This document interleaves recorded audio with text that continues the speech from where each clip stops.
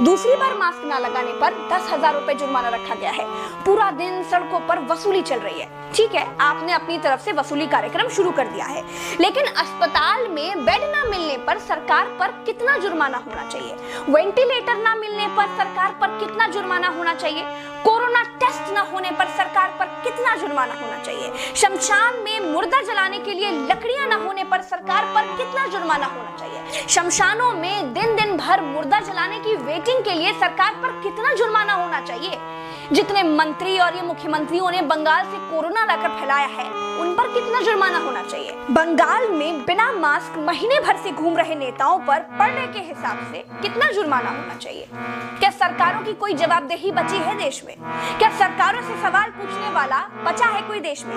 क्या कोई पूछ सकता है कि 1 साल से देश कोरोना महामारी झेल रहा है, आपने पूरे देश में कितने नए हॉस्पिटल बनाए हैं? अगर नहीं बनाए तो क्यों नहीं बनाए हैं? क्या कोरोना आपदा में घिरे देश को 1,000 करोड़ के नए संसद भवन की जरूरत थी? क्या देश को 300 करोड़ के नए बीजेपी दफ्तर की जरूरत थी? क्या देश को तत्काल 1100 करोड़ के राम मंदिर की आवश्यकता थी? मंदिर के लिए चंदा मांगा जा सकता है तो हॉस्पिटल बनाने के लिए भी सरकार चंदा मांग सकती थी, लेकिन अस्पताल बनाने की नियत नहीं थी। मूर्ति बनाने की नियत थी तो बना दी। सरकारों ने अस्पताल नहीं बनवाए। क्या इस देश की पब्लिक सरकारों पर कोई जुर्माना लगाएगी? क्या कोरोना आपदा में देश को कुंभ सजाने की आवश्यकता थी? क्या देश को कोरोना महामारी के बीच बंगाल चुनाव में रैलियों की आवश्यकता थी? नहीं थी। देश को अस्पतालों की, डॉक्टरों की, कोरोना की दवाइयों की जरूरत थी। कुछ दवाइयां बनाई भी तो वाहवाही के चक्कर में विदेश भेज दी।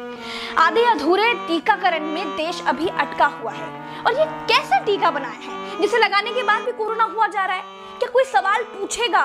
चीन ने कोरोना को फैलाया और पूरी तरह से कंट्रोल कर लिया। अपनी जीडीपी में रिकॉर्ड बढ़ोतरी कर ली। चीन से सब कुछ तो ले ही लिया है, सीख भी ले लो। देश में सब आत्ममुग्धता के शिकार हैं। सबको अपनी अपनी तारीफ चाहिए। कुछ ने तारीफ के लिए तो फौज पाल रखी है, और जिनका मन फौज से भी नहीं भरता है, उन्होंने तारीफ के लिए सूचना और जनसंपर्क विभाग बना दिए हैं। गाते रहिएगा ना, जनता का बैंड तो ऑटोमेटिक बज ही रहा है।